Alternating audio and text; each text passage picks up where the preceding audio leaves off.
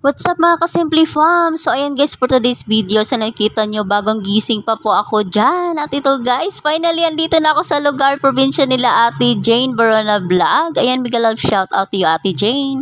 Andito nga po pala ako guys ngayon sa Nueva Vizcaya, kung saan siya nakatira. And then by the way guys, storytelling muna tayo just for a while. Cheers and all for a while.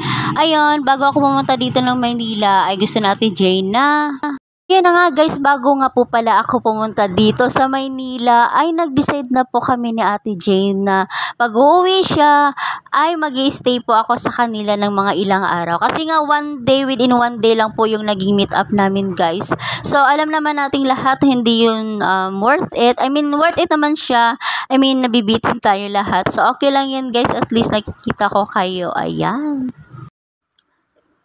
Ito na nga mga kasimple fams, dahil diwan na po natin dito sa Nueva Vizcaya, tayo ay maglalaba. Since simula nung dumating kasi ako sa Maynila guys, nung na-meet up ko ang MLO family sa mga ilang MLO family friends ko dito sa YT. So ayun, di ako nakapaglaba nun kasi nga, di ba na-meet ko sila. And then ayan, kukunti lang naman yung mga labahin ko guys, mga ilan lang naman. Actually, backpack lang talaga yung dala ko guys, kasi nga di ba mag-i-stay lang ako dito ng mga 1 week ba yun?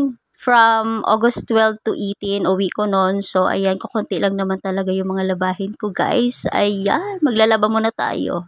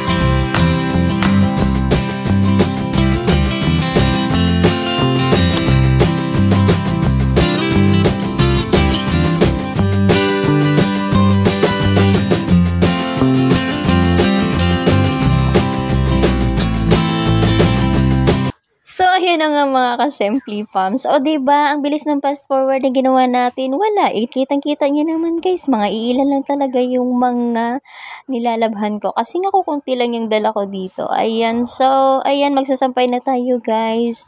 Kung naririnig nyo guys, ang ganda talaga nakatira tayo sa probinsya. No? Tulad din sa akin, nakatira ako sa Surigao del Sur. Ang tahimik, payapa, alam nyo yun, yung parang magmuni-muni ka ba, tas maririnig mo yung mga huni ng ibon, ganon. Stress-free ba? Iwas mga marites. Diba? Feel na feel ko talaga today maglaba. At bakit nga ba hindi tayo pwede maglaba? Wala nating susuotin. Just me, Marimar. So, ayun na nga. Dahil maganda ang weather. Thank you, Lord. So, ayan. Mabilis tayo nito makapagpatuyo ng ating mga labahin. So, ayun. Di ko alam kung anong mangyayari or magaganap mamaya. Well, let's see. Kasi andun pa si ate sa loob at nag-aasikaso pa ng aming pagkain. So, ayun. Hindi ko alam kung anong schedule na gagawin namin. Kasi nga gusto natin, Jane, bawat araw ay meron kaming lalakarin. Kumbaga, bisi-bisihan ba?